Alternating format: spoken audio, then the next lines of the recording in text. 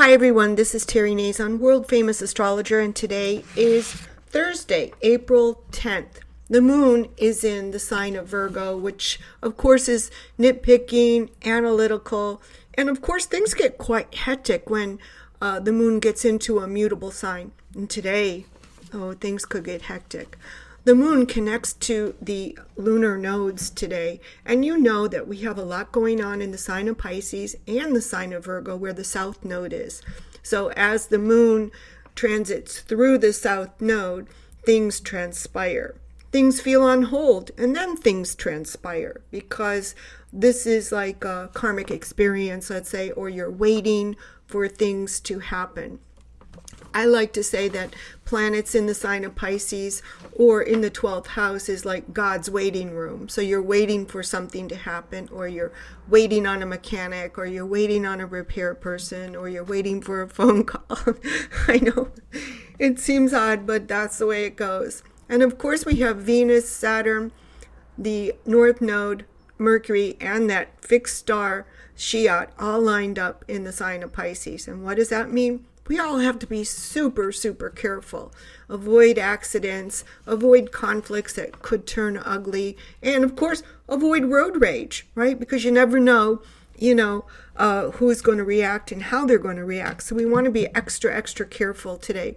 The moon in Virgo is also a harbinger of conflicts, arguments, conflicts. And we know that Mars is in the sign of Cancer, sextiling the planet Uranus in Taurus, which should be good, right?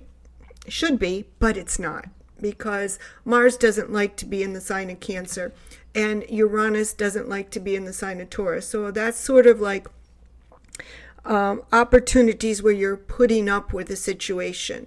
You might have somebody paying you rent, but you don't really want them there.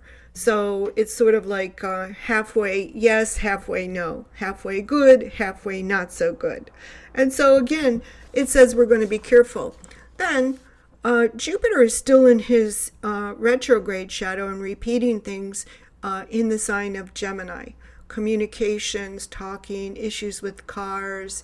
But he'll be out of his shadow by April 30th or May 1st into new degrees. And Jupiter doesn't like to be in Gemini either. So we can say for sure that things are not exactly the way that we would like them to be. And we're just sort of muddling through. What I do like about the South Node and the moon in the sign of Virgo is like, okay, we've been here before. We know how to handle doing without, because Virgo is thrifty, security motivated, resourceful.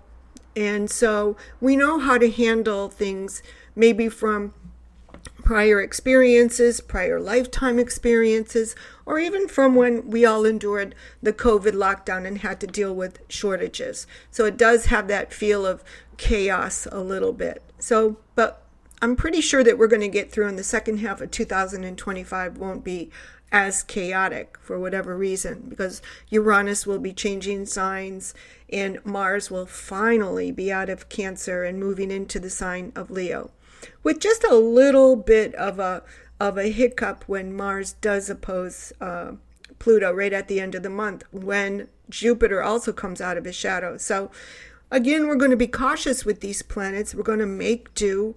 And we're going to be thrifty, try to save money, maintain what we have, like your car, your computers, and do that busy work that you need to get to, like cleaning a database, like what I'm doing, cleaning a database.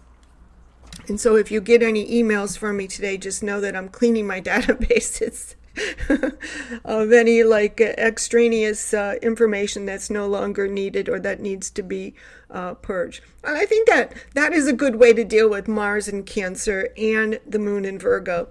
Clean up things, dust, clean up, manage your health and wellness. And of course, these planets in Aries are trying to get us more active, trying to get us outside, and trying to get us back to the gym, back to feeling energetic and up, upbeat.